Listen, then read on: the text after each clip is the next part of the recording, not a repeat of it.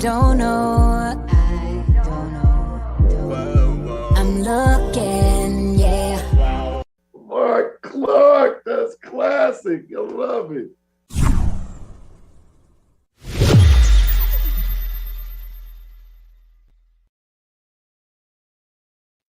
And just like that, we are back. Welcome, welcome, welcome. Bootsy Vegas, sleepy, just woke up breath joining us. Yes, sir. How you doing? Thank you. Hey, man, turn your camera away from your light. Or can you do that? Can you scoot over to the... Yeah. We got... Is that better? It's a little bit better. Can you close it anymore? Can you close them? Is that as tight as they can do? Yeah. Yeah, it's a little... It's only our 100th show, Bootsy Vegas. It's only our 100th show. Only. For God's sake. Only. So, Bootsy, I just called you. You were obviously sleeping. No, I was getting prepared, Mark. That's what I was doing. Oh, you were meditating. Well, we got you. Look, today. Now, for those who watch our many shows, everybody knows we are music nerds, and our guest today is legendary. He pretty much has done all aspects of music. So we are going deep. We're going deep in, ladies and gentlemen. I'm excited. Without any further ado, the Game Hunter. Yes, sir. Greg Hunter joins us, ladies and gentlemen. What's going on, sir? How are you? Hey, man. I'm good, Mark. Look at him. How you guys doing, man? Look at him. Cool as a fan, baby. Hey, but Mark, it looked like we have a lot of interesting things. He has a DC Wizards hat on, but a San Francisco background. So I know he might not be in a good mood because they just signed Jimmy G today, which means they still have two quarterbacks. And when you got two quarterbacks in the NFL, that means you don't have one. So I guess we better pep Mr. Game Hunter up here a little bit because it's going to be a tough season for his 49ers back there. Yeah, it is, man. I'm a DC Washingtonian, man, but believe it or not, I've been a 49ers fan probably since the early 80s, man. Oh, man. Yeah, I love him. Sorry to hear that. I know they just re-signed Jimmy G, but I like Lance. I know he's got a little time, a little bit to learn, but hopefully they have a good season. See, okay. You can see a lot about. You can see it. You know, I'm not psychic, but it says a lot about. Now you notice he said the San Francisco 49. Now, so it's funny because as a musician, you can tell he's a technology guy. Right. He's a traditionalist. He's also innovative, like the innovative offenses of Bill Walsh. So wow. He identified with the West Coast offense early in the process. He identified with the technology. He identified, so he's from DC, so he's fly. Look at him. He identified with what the San Francisco at that time represented, which was it was elite, it was new technology, but they would whoop that ass. Now, Ronnie Lott will knock your ass out. So don't get it twisted. So it's much like DC. Don't let the light skin fool you now. He might have a shank. Don't think because he got the Ralph Lauren. We're gonna keep you here early. He got the Ralph Lauren on that he won't take out them Achilles heels if things get crazy. Hey, Mark, speaking of Ronnie Lott, man, you know Ronnie Lott, I believe his father was in the military here, and I think he was stationed somewhere out here when he was a kid. And he used to live in Bradbury Heights in Prince George's County, Maryland. Then they moved to the West Coast. But I'm sure he lived there for a while. I used to play for Bradbury Heights football myself as a kid. So on this show, you find out things you didn't know before. Wow. So that being the case, the Game Hunter, DC guy. Yes, let's start, man, with the musical backdrop of DC, man. And let me tell you something, Greg. Bootsy, we call him the questioner. Tonight I'm gonna call him the questionator because he loves this kind of stuff. Bootsy sat at the knee of Maurice White and traveled with Earth, Wind and Fire. So even though he's in his early 40s, he's an old head. So Greg, let's start at the beginning. So break it down. DC guy, how did you get into the music piece? Where did it all start? Man, that's a great question. It's actually in my DNA. My dad was a professional drummer in the early 50s, late 50s, 60s, and so forth. And he used to play along the whole U Street corridor back in the day when it was hot.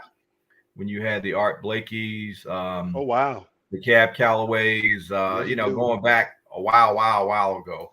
So he used to play with this group called the Marc Clarke Quintet, who was the band leader. And so my father was a jazz drummer, and they recorded. I actually had 2 albums that they made right over here.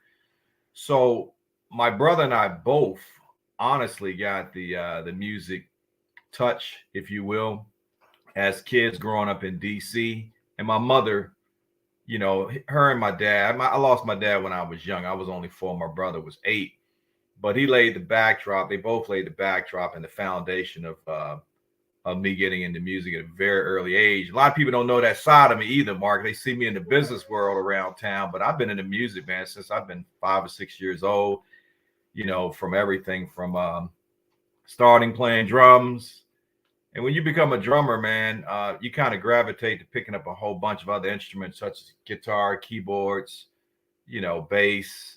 You know, I mean, we always had instruments laying around, and my mom was always liberal. She would rather have us in the house doing music than out in the street doing something foolish. So, been in music a very long time. And Greg, so Bootsy also is he's a go-go guy. Oh, okay, good. And so, talk to us about the landscape, almost pre-go-go. You know, because I mean, I think at the end of the day, I think it's, you know, the rich jazz history, the rich musician history. You know, you got the, you know, the Howard, obviously, you got the Mecca, there's a lot of just historic stuff going on. And that was even before go-go kind of blows up. Plus it all goes hand in hand. And yeah, plus it all goes hand in hand anyway. Yeah. Yeah, I mean, I'm gonna give you an example. I was a little younger, 4 years younger than my brother, but my brother used to play in a local band, pre-70s, PreGoGo, and I used to go a lot of their concerts. You know, he said, "Hey man, you can go tonight. If you're gonna valet and lift some equipment, we'll let you go to the concert." That kind of thing. You know, when you're young with a 4-year age difference on your older brother, that's like 30 years. You know what I mean? So sometimes you can go, sometimes you can't. So he played with a band called Cro-Magnon Funk, and they actually used to gig with Chuck Brown and the likes of a lot of other bands, Fate's Destiny, The Aggressions. It was a ton of bands out there that time, pre-70s, before go-go actually came around. But, you know, they were doing a little bit of more R&B, top 40 type stuff, you know, on those types of gigs. So those definitely were the pre-go-go days before Chuck really blew up and ran with the whole go-go flavor. But you can't be in D.C. and not, you know, have a taste of go-go and appreciation of go-go. Were you a jazz head? Were you more R&B? Were you a combination of all? Man, I listened to coming up. We listened to everything because my mom played everything from the Motown sound, all of those acts. You know, we grew up. That was our playlist. Mom would drop that music on. She would go to the record store and buy, you know, 1545s and might pick up a couple of albums along the way. So you just sit there all day long when you cleaning the house on a Saturday or whatever. Mom is just grooving. So yeah, but I loved all forms of music: R&B, a lot of soul, a lot of jazz, a lot of fusion, a lot of rock. So I grew up on all of that, you know, the Sly Family Stone type of thing, you know, James Brown, you know, Parliament Funkadelic, you know, the Moments. We can go on and on and on of all the different music that I listened to coming up. Game Hunter, I would love to know, what area in high school did you grow up in? Because I know, you know, geographically, there was always different sounds and different movements going on in different areas. I would love to know what area did you grow up in, and what high school did you go to? And because I know it was rich high school traditions back then in those days. Yeah, DC. I grew up in Northeast Washington, DC. If you're familiar with the historic trademark or landmark near the Shrimp Boat, absolutely, 100%. Road. 100%. Yeah. So I was a stone pebble away from RFK, and I went to actually Easton High School. And I sorry to hear that. High school back in 1979. So that's okay. What was that like? Because as you know, for people who do know, Easton has a real serious, rich marching band tradition. Like, let me tell you something. If you ever want to get into a debate, into an argument, talk to somebody about Easton and their marching band. What was it like, you know, in the 70s? Because obviously the tradition went on. The pride of Capitol Hill, the blue and white marching machine, and Lord knows, one of the worst things that, I don't want to say worst things, but one of the things that ignited Easton High School was when DC Cameras recorded and their marching band was in it. They ain't never let us live that down. So what was that like growing up around that area and just being around such a rich musical high school tradition back then? It's interesting. A great question. I actually went to Woodson Junior High, and there was a band leader named Mr. Sands. I never played in any of the marching bands, but I played with numerous bands throughout the years coming up. But Mr. Sands actually came over to Easton High School after he left Woodson Junior High because he led the band over there and came to Easton. But you're right, it's a very rich tradition on Capitol Hill. As a matter of fact, we just had a big alumni weekend at Easton High School this past weekend. Heard. We have a brand new coach who's an alumni, Roman Mars. So yes, he is. I know Roman. Roman, he's a personal friend of mine. So we're excited about him, and we kind of rallied behind him as a first-year football coach and what he's doing to the program and turning that program around, and the respect amongst the kids and the football team is amazing. They won their first game in 4 years Friday night. So it was great, man. So yeah, you're right. Easton has a rich history of winning in sports. When I was there, they won two football championships back to back in 77 and 78. So he's trying to restore that winning pride on the hill, if you will. Yes, I am. And the interesting thing is I've seen more alumni this year, more than ever, go back to Easton High School. Now, amazing thing happened. There was this amazing play that Mark was hosting and was a part of. It was called Grease with a little side of mumble sauce. And literally half of the people in there were from Easton. And all you saw was Easton Tag. Oh, you locked up. Bootsy, you locked up on me. Well, I tell you what. No, it's all good because, Eastern, man, our alumni, Mark and Bootsy, is extremely tight, man. We're probably one of the tightest alumni in the city between, other schools like McKinley Tech, H.D. Woodson. Shout out to them. Shout out to McKinley Tech, baby.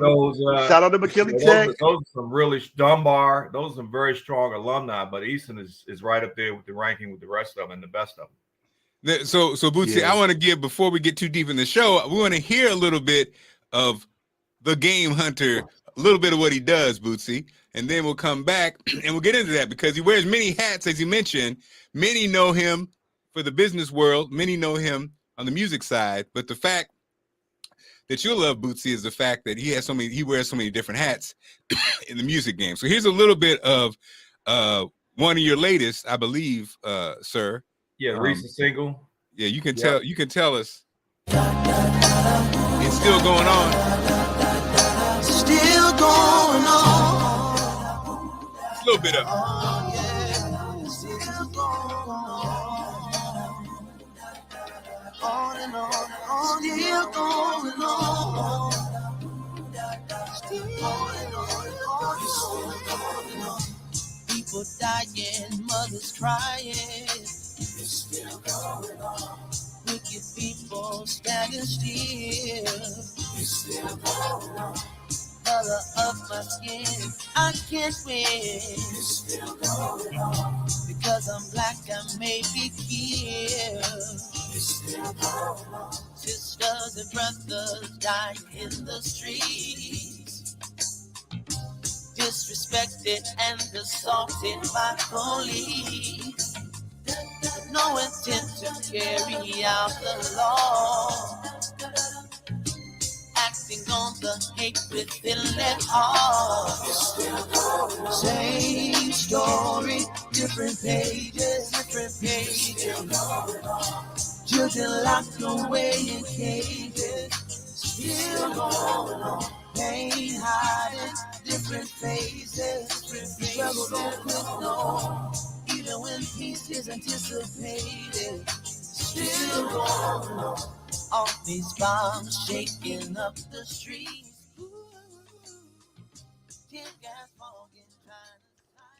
I think you're on mute, Mark. You're on mute. Obviously, yeah, you were on mute. Another, a classic DC sound. You got a little Marvin sound in there. The videos, the bomb. I'll post the video. I'll put the video in post. But yeah, man, talk to us about that. Obviously, you can't be in DC and not be influenced by the legacy of a Marvin Gaye sound. But it's not just Marvin, right? It's a DC sound in a sense. It's a DC sound, man. And a lot of people don't realize that I've been songwriting, Mark, probably since before high school, man. That's a passion of mine. I enjoy sitting around in my studio, composing, on keyboards, on guitar, on bass. Hey, man, you got that guitar, man. You don't play a little guitar tonight before you get out of here, by the way. Go ahead. Yeah. So the whole idea of how this song evolved, man, I was working on a track, last year sometime, just trying to get the groove going. And as I was sitting there just kind of working through the chords on the keys, then I started playing around with the congas. Yeah. That kind of thing. And it just kind of gave me, I wasn't listening to any Marvin. I love Marvin. That's my guy. But at the time, I was just in a real creative state of mind. And so I was just getting the groove going. And so it was just starting to flow, man. And just putting all the elements of what you hear, and making it happen. And I finally got I composed it in one of my workstations over here. And then I dumped it into my digital audio workstation and began to really, really work on the tune as a producer.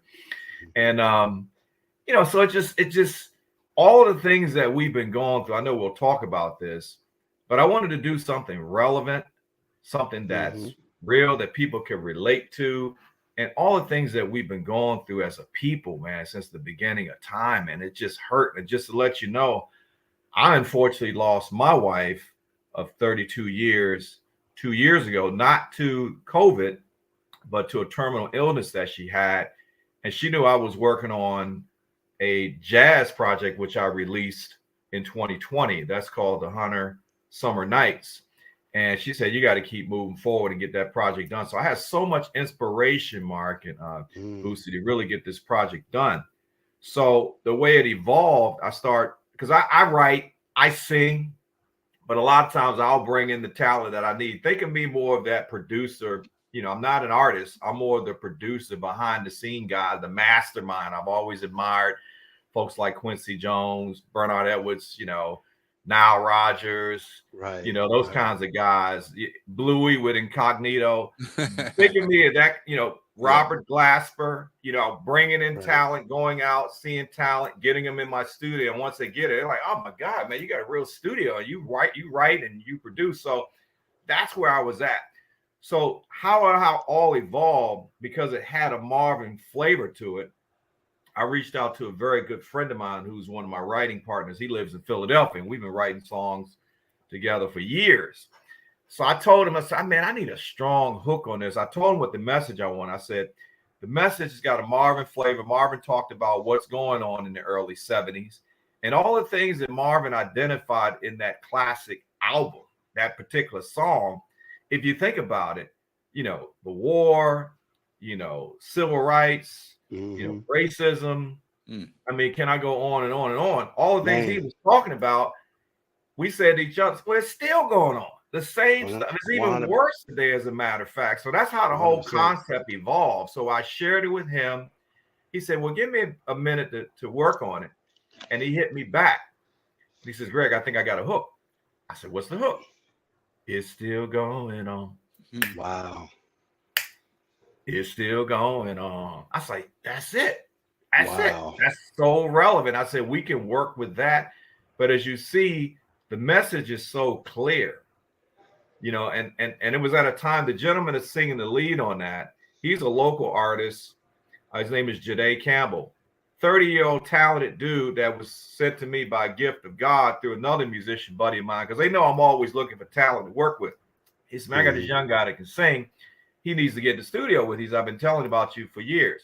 So he finally got in here, and we sat down collectively to come up with the whole lyric theme, the whole thing, message that we want to talk about. So between Tony in Philly, JayZ here locally, myself here locally, and then I had a female vocalist come in, Keisha, who did an amazing job on the backgrounds as well.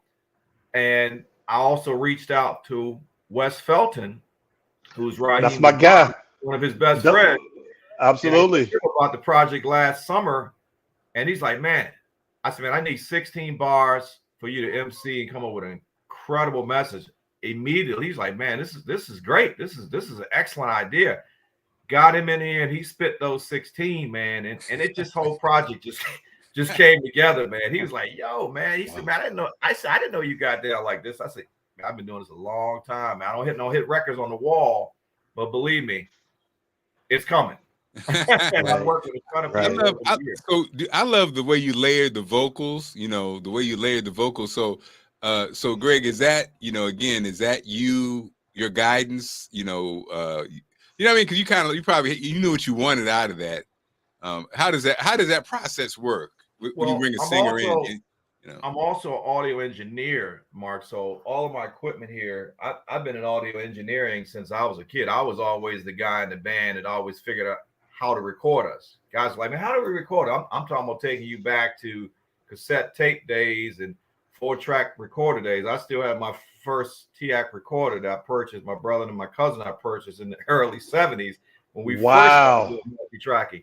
So, I enjoy recording. I understand the whole digital environment. So yeah, that whole piece was recorded and mixed by myself. I mastered it up in Bethesda with a great guy. It's a guy named Conrad that has a beautiful studio in their home, his parents' home in Bethesda. So he mastered it for me. But I spend, as you see, there's a lot of work and hours on the production of that project. So I'm playing all the instruments that you hear. I compose the track, the arranging, the production itself, the producing. I have another buddy of mine who's a great guitarist in the area. He's playing some guitar on it for me, Doc Flowers. But for the most part, every instrument that you hear, I compose and perform that on that track. And it's interesting because Bootsy has been music director for various go-go bands and different projects. You guys, you touched on it.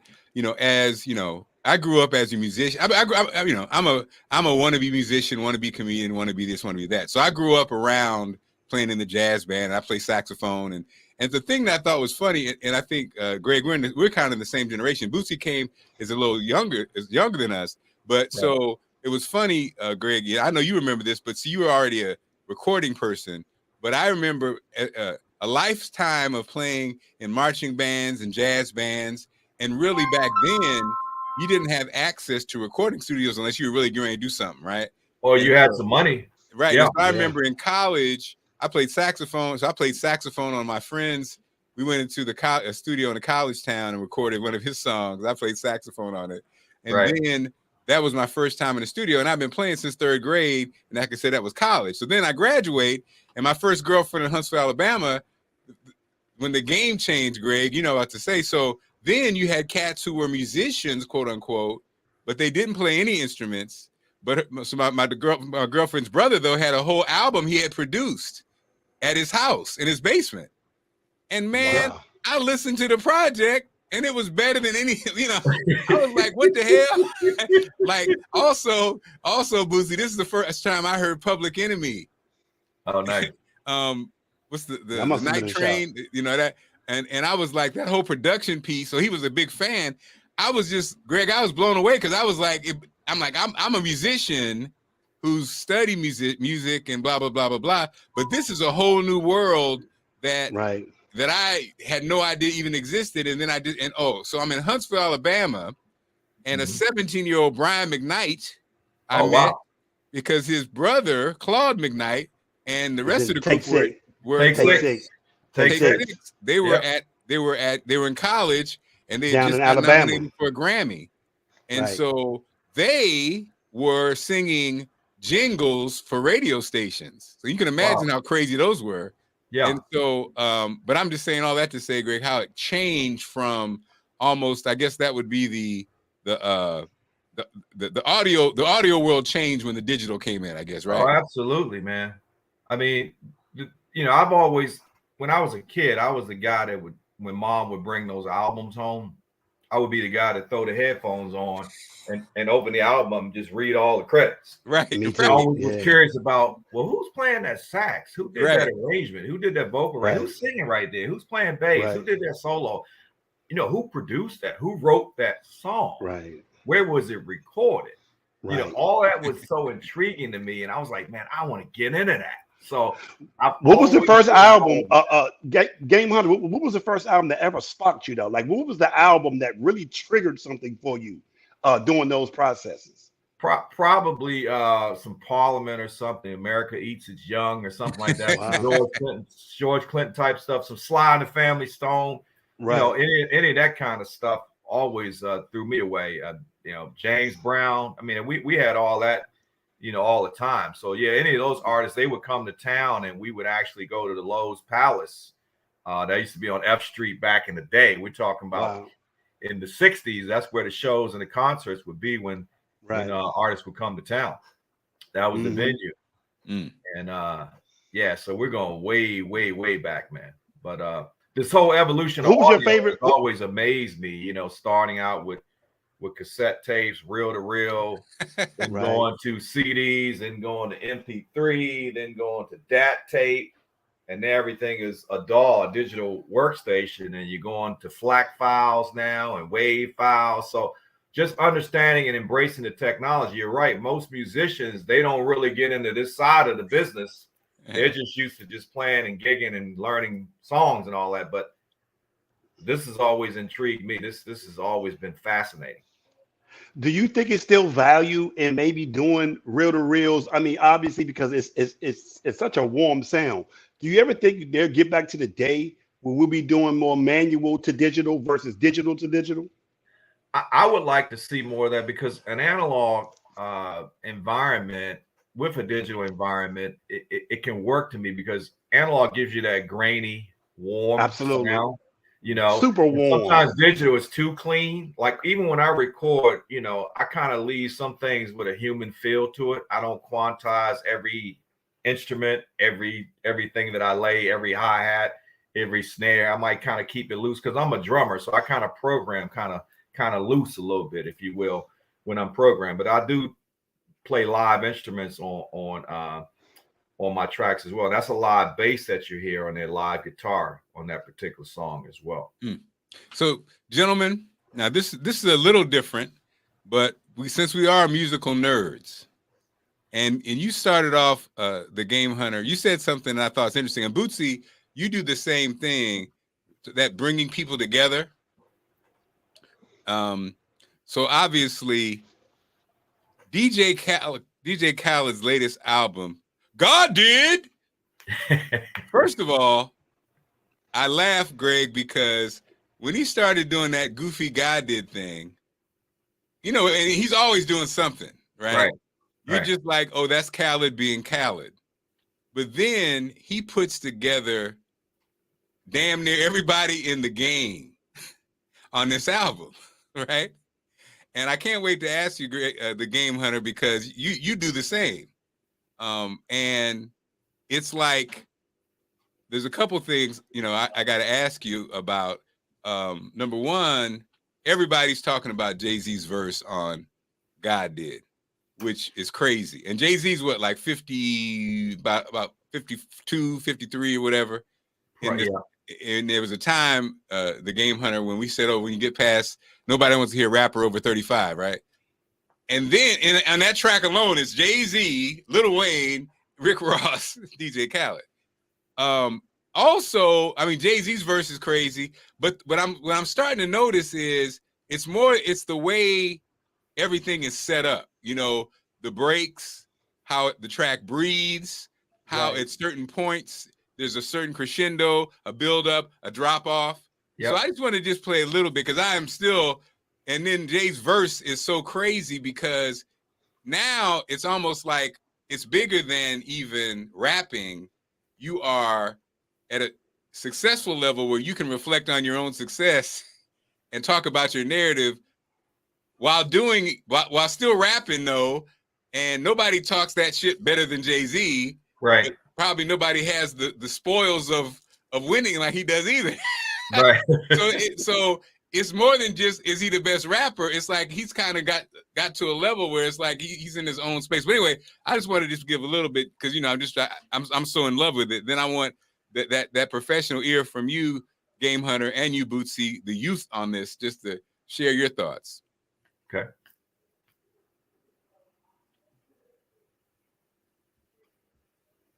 If you can find it. Right. What happened? I was so excited. Yeah. He was down 10 for this. We just got his 10 back, then went back like where the interest is. M light up the 03. We let y'all do the Zazas, OG for the OGs. Some you niggas out of pocket talking exotic. You barely been it up behind. That's another topic. Monogram in my pocket off red carpet. You see the face I made that night, shit is that shocking. Ours wasn't great, we even be alive. Gotta be crazy to y'all, nigga, we surprised. Shit is too much how we grew up. Shit don't even feel real to us. OG sold it, OG called Kingpin. If those are drug laws, then who are we then? Hove is a real nigga's dream. My only goal to make a real nigga feel seen. Sometimes I make a fake nigga hate life. Never my intentions, consequences of my way of life. The way we used to play with life, I'm now careful with the sentences. Them only jail bars of life. I never wanted to be the state's custodian. The laws are draconian. With those married to the life, it's holy matrimony. Somehow I outfox every box that try to throw me in with great ceremony. Yeah, folk in them told me how Holly Caddy spoke of him, and bloke in them from London, Harrow Road, Western End. I be speaking to the souls of men, those of them willing to die for the existence that this cold world has chose for them. Kicking snow off a frozen Tim, back and forth on his turnpike, really took a toll on them. A lot of fallen soldiers on these roads of sin. Those who make the laws, I'ma always have smoke for them. I got lawyers like shooters, working pro bono for him as a favor cause I thrown the limbs. In memory of T-Lo, I pray none of your people die over jail phones again. All this pain from the outside inspired all this growth within. Some new planes getting broken in. Highest elevation of the self. They the fuck around and gave the right niggas wealth. These ain't songs, these is hymns, cause I'm him. This is Psalm 151, this is New Testament. Book of Hove. Jesus turned water to wine for Hove, it just took a stove. Okay, so he's the master, man. I said JayZ he's the only rapper that elevates you and makes you feel like shit at the same time. So the Game Hunter. Jesus right. turned water into wine, he used the stove. Game right. Hunter, production wise, because I think we look at DJ Khaled and be like, yeah, but what does DJ Khaled do? Right. So the Game Hunter, talk to us about, because Khaled's been doing this now for what, a decade or so. Yeah. Talk to us about what actually longer than a decade. Actually longer than a decade. And so talk to us guys about, and equally you guys, talk to us about what he does and why it's valuable and why and what is that space about? Because we always know the artists are always the talent's the talent, but he's obviously bringing them together and getting paid for it. How's he doing it, Game Hunter? Well, I think a gentleman like Khaled, man, he's connected, number one, and he's relevant, and he's got an ear to masses. So, he could very easily, put a record out and get the quality folks that he needs to make that record sell. So he's in a position of power, man. So he's well liked, and I have to commend him for being able to pull that off. That takes a special person that's well connected and well respected in the industry. So he's able to make that happen because of the relationships that he has out there, and he sells records. What can you say? He gets people. He fills up arenas. 20,000 seat arenas. People show up. So Game Hunter, it's interesting because you're spitting game. So like the traditional musician, we would say, oh well, Quincy Jones is a producer, Khaled's a producer. But what you just tapped on is almost like you said, it's almost a social producer. It's almost like who I can bring into my Bootsy. You're very much that way. You're in the go-go world. Everybody loves Bootsy. You don't ask for favors, but if you ask people to show up in one place, they will. And so that's something that never gets talked about. It doesn't really get talked about. And so what you're saying, Game Hunter, is he's not necessarily even the one from the technical production side that's even playing that game at all. He's almost the marketer, production. He's the connector, and then the marketing production aspect. Yeah, he stamps his name on something. That's huge, man. Just having the affiliation with him, it's big things are going to happen. And so Bootsy. Yeah, I mean, I agree the same thing. The other thing about him is that he had been doing this for a long time, and he was doing it. This is almost like he could be going on almost 20 years of this. Bootsy, you might have to click can you click your mic off and click it back on? You're turning into a droid. Yeah, it's a little distorted. And you know, Game Hunter got that ear, so you know we're in trouble. Any better?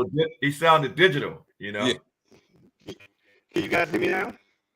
You might have to come back, man. Come back, Bootsy. Click off and click back on. Yeah. And so also, Greg, so here's JayZ at 50, let's say 53. Yep.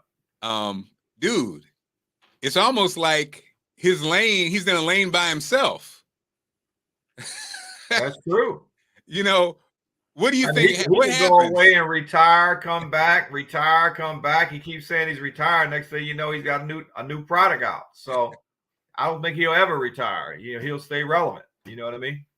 It's interesting because I think the you know, there's still space for, I guess, traditional musicianship. Rap has taken on its own space. You tapped on something that's important. I think, sadly, what happened with rap really was it was just about sales and money. And I think even the art form, that's why Jay stays relevant. The real rappers can stay relevant because a lot of the artists who are popular, they sell a lot of records, but they're not saying anything. They're not saying anything. You know, on that same track, Lil Wayne said he was the and again, it's all about wordplay. Lil Wayne said he was the apex. You know what I mean? Uh-huh. And I thought about it, Greg. I was like, what percentage of fans even know what he's talking about? You know, he's the apex predator. Basically, he has no, you know, he has no rivals. He has no, but I'm like using, you know, just like with JayZ, a lot of the stuff the kids don't even know what it's talking about, even though they call themselves fans of rap. They're not necessarily fans of words, so it's an interesting kind of dynamic. Bootsy, that's your generation, Bootsy. Yeah. Can you guys hear me now? Yeah, much better. Okay, finally. Yes. So yeah, no, I mean, I know I came in. It's interesting is the fact that Cali can bring all these people consistently and get younger people in a demographic excited about them that they probably would not be that excited about if they were on their own record. And I just think what he has really mastered is being a ringmaster. And, you know, he's been doing this for 20 years almost. Like, he's been doing this. I mean, I'm So Hood was almost 15 years ago. You know what I mean? Like, he's been doing this. And I will say, with JayZ, he has mastered the art of not being seen and then being seen when he needs to be seen. Right. You know, I mean, because when I think about it, it may not be his greatest verse, but we've been starving so long to hear something new. It's like, oh my God, this is great. You know what I mean? Like he's really mastered it. So I think Khaled is more valuable than what we may give credit for because he's able to bring all these different people together consistently, find great tracks, and get people excited about it. Like, you know what I mean? Like he does this, he did it last year. You know what I mean? So man, Khaled is really becoming the ringmaster in hip hop. Now, I only brought it up because the Game Hunter brought it up, and what you said that I was listening to, man, Game Hunter, is that you were like, I don't have a lot of hits on the wall, but hang on, because what you're doing, and what I'm trying to do also is, your age doesn't really matter. As long you're looking for young talent. You're not intimidated by young talent. You're not trying to snuff out young talent.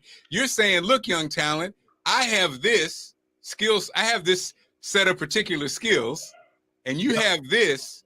Let's work together. Let's collab. Let's grow. Man, I've always enjoyed that, Mark. I mean, it's nothing like going out on the town, you know, and running into some talent, and then I basically go up and introduce myself. They look at me and say, oh, he's an older cat, but they see that I'm serious. And when they come over and see my skill set of understanding production and songwriting and putting a whole project, a song together, they're like, wow, this guy's got amazing skill that they learn from. We learn from each other. It's a joint, you know, just experience that we're all just having a ball doing it. So I don't think, you know, I want to be timeless, if you will. You know, I just want to continue to keep going and just keep rolling. I have a neighbor of mine who has a niece that just participated in a 3-week program at the Kennedy Center, and she's in the Performing Arts School in Baltimore, and she was staying with him for 3 weeks.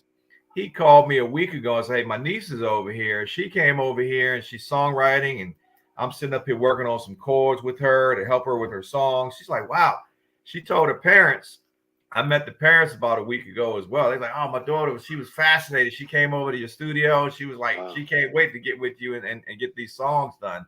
So, but I love that, man. I love working with young, raw talent, man, and just putting that skill in front of them so they truly know what songwriting is all about. Because as you know, and I don't knock the radio, I listen, but as you know, it's the content of what we're hearing today is not what it should be. And another example, I have a friend of mine that went, not knocking Chris Brown, but went to a huge show. You know, he's functioning more like a rapper now. You know, he's bragging about the money that he made in Madison Square Garden, a 20,000 seat arena, and raked in $2 million. He didn't even have a live band. So he's doing track dates at a major venue like a rapper. And I'm like, when I grew up going to the Capitol Center in different places back in the day, you might pay $30 and you may see 5 acts that one night. The Commodores, Parliament, Average White Band, you know, Heat Wave, and whoever else, you know, in one night. And you got live musicians on stage performing. So they're like, the millennials are now accepting, oh, well, it's cool. I can go and spend $600 for a ticket at a venue, and I don't even need a live band anymore. Really? I mean, that's a great point. That's that crazy. Is a great point. That is I don't a great understand. point. That is a great point you're making, though. It really is. You know what I mean? Because, you know, what I'm learning as I get older is how many people have not seen the live band aspect live. There's a disconnect with people who have not, in certain regions of America, have never seen a live band play together. Like they've never experienced. So, you know, that is so true. And it is a lost art. I would love to ask you, Game Hunter, who is the, taking out yourself, who do you think is the greatest musician that ever came out of the DMV area? That's a good question, man. Musician, you mean artist or performer? Just artist, musician. You know what I mean? Because, you know, there's so many people. You know, one name that's always thrown around is Billy Preston. That name is thrown around a lot. People, you know, just saying almost like, you know, if he had not died early, his contribution in this area. I would just love to know, in your opinion, who was the best musician or the best artist? I would say there are a couple, man, but, you know, obviously Marvin's at the top. I mean, we got Johnny Gill. I mean, we have now some of the newer guys. Kevin Ross is I love him. Oh my God, Kevin Ross. Incredible kid, man. He's a hell of a producer and writer. I met his parents at his show back in November and sat with them and got a chance to go backstage with him. You know, Raheem Devon, it's a lot of talent that's come out of this area, man. And, you know, and I think it's going to continue to do that, you know, but I don't have any one particular artist. I just know of several that have done, man. I mean, Stacey Lattisaw was, you know, I know the Lattisaw family very, very well. I remember when she was a kid, you know, I know them well. She came out of here, you know, she got Johnny on back then. So, you know what I mean? There's so much talent here, man. But what I would like to see more happening, you know, again, I'm a songwriter. A lot of the bands that perform around town, I'll quiz a lot of them. I'll go check you out, visit you, and come support you. But I always ask, if you're gigging as much as you're gigging, I always ask bands, I said, well, have you all taken any time out to work on any of your own material? Because you could very easily promote your own material while you're doing these cover songs. And I think what happens, bands are so busy, you know, gigging day to day, week to week, they don't have time to do things like that.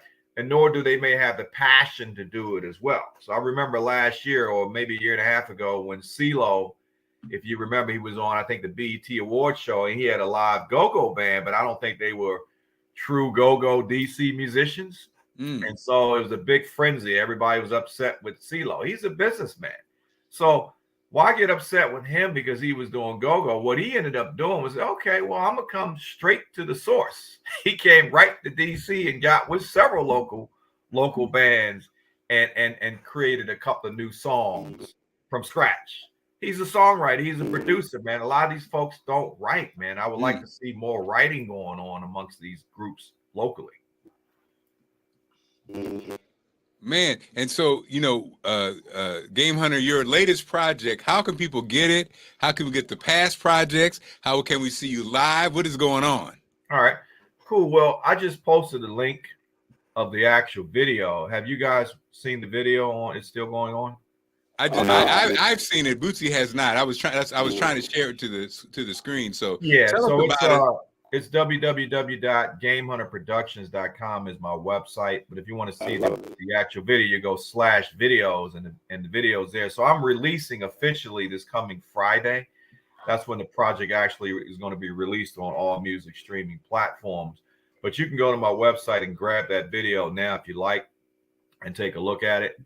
But yeah, you can reach me that way. You can find me on most streaming services. My previous project was called The Game Hunter Summer Nights. And so this is a second project that I just released. Again, it's Still Going On. I have another project I produced on a local guitarist, Doc Flowers. Long time coming. We released that back in December. So look for more and more projects just being released right out of my studio on a regular basis from local artists and featuring many artists. Let's see. Can you guys see the screen? Yeah, I can see it. You can play it. Still going on. Oh yeah, still going on and on, still going on. Still going on. People dying, mothers crying. It's still going on. Wicked people standing still. It's still going on. Color of my skin, I can't win. It's still going on. Because I'm black, I may be killed.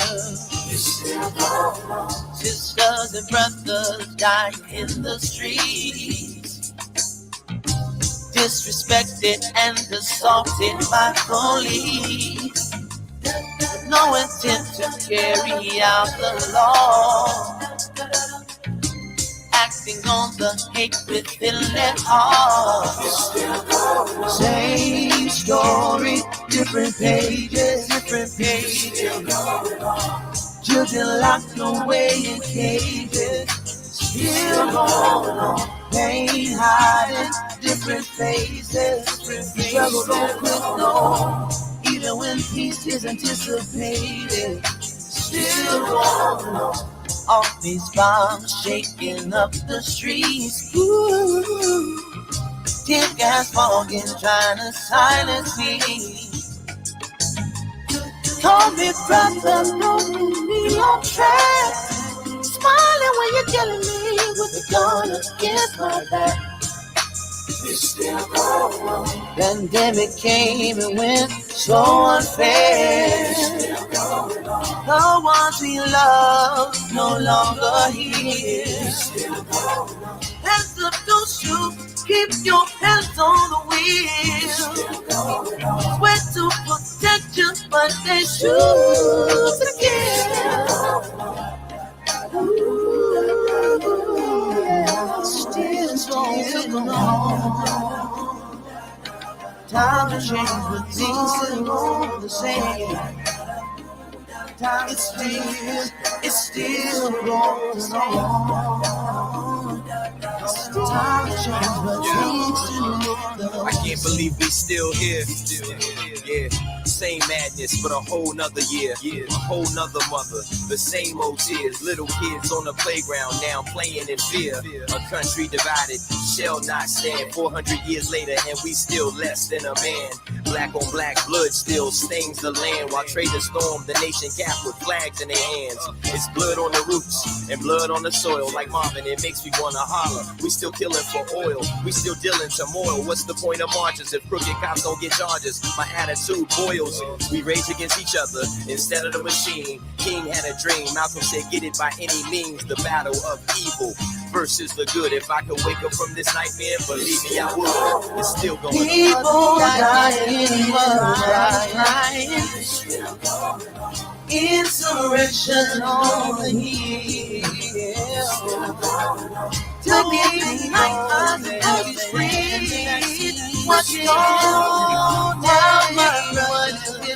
These prayers of forgiving. People dying, walking dying. Starting going wrong every day. Tell me, can you keep it by? Tell me, how am I supposed to breathe? It's still going on. When you get the things that you still going on. He's on my neck, guns on my back. Oh, tell me why did you have to let it rest? It's still going on. Still going on. Granted, it's pain still going on. Man, the classic right there. That's an instant classic. The Game Hunter. You did that, man. And, you know, like you said, if it was a just world, man, we see more music like this, more videos on the radio, you know, all that stuff. But, you know, sadly, it's a challenge, but we're going to keep it going. Shows like this, you know, as long as we start playing, who knows, right? Yes, sir. Man, I have to give a shout out to my very near dear friend, man. I don't know if you all know Kenny Allen that had been living in Ethiopia the last 16 years. He's back now. Wow. He's a prominent artist, man. And he took the journey to go to Ethiopia 16 years ago, and he did well over there, but he's back permanently. And, you know, we got together and I shared my vision concept for the video, and he made this thing come to life, man. And I'm just so happy and thankful. Mark, I want that message to get out to the masses, man, because so many people have felt the pain of the struggle that we've been dealing with, man. And it's just been so tough, man. So I wanted to bring that story home, man, and let people know that, hey, man, we care. It's inspirational, it's empowering, it's uplifting, and we must mobilize and keep moving and fight this course, man, you know. And the interesting thing, man, hearing the song and watching the video is so powerful because we are in such the news cycle where things just go and come and we kind of throw things away. And so the video becomes super emotional because, you know, seeing Sandra Bland and seeing, you know, Michael Brown and, you know, I mean, you know, Right. it's been like, this has been going on so long, it creeps up on you. You know, you look up, it's been 5-10 years, man. We still, and things don't feel like they're changing. But again, man, once again, if people want to get your music, they just go to your website. Yeah, they can go to GameHunterProductions.com. You can get it there, and you can find it on most of your major streaming services, such as Apple, iTunes, Pandora, Tidal, you know, Deezer, Amazon, all of those, the major ones. You'll find my music on there. And Bootsy, the questioner, as we wrap things up, you have a final question for Greg? Oh, hold on. He's on mute. You're on mute, Boots. Can't hear you. I can't hear you. Well, Boots, we love you, brother. We had a technical challenge, but we love you, man. All love. Game Hunter, man, thanks, brother. And you know, this is the beginning, man. You'll be a regular because we got to do a song. We need to do a songwriting / conference, man, because there's so many people that have ideas and like you said, raw talent. And you'd be a godsend for them, man. Hey, man, thank you, man. I appreciate it, man. You know how much I feel about you and your wife, man, and your family, man. I love you guys to death, man. I'm just so thankful that Rob, again, was able to make this happen for us, man, because once he told me, he said, I can get this to Mark. I said, well, Mark knows me. Trust me. Just take good care of me. Yeah, I know, Greg. Absolutely. Yeah. So, yeah, man, and I'll get you on. We'll get on the Be More Lifestyle show, too. So, man, continued success, my brother. Thanks for joining us. Everybody, if you're following, make sure whatever you're watching in this on, make sure you subscribe, follow, share. And again, we're just trying to bring real conversations, hopefully to make a positive change. And Bootsy, we get a positive microphone for you too. So take care, y'all.